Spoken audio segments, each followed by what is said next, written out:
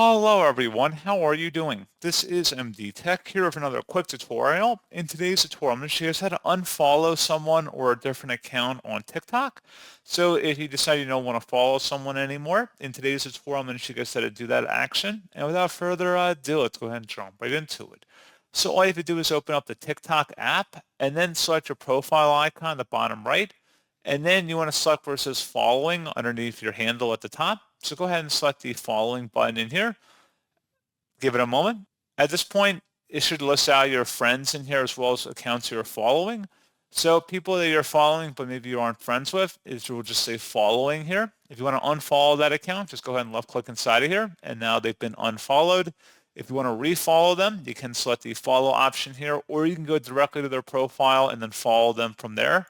So pretty straightforward process, guys. And as always, thank you for watching. I do hope I was able to help you out, and I do look forward to catching you all in the next tutorial. Goodbye.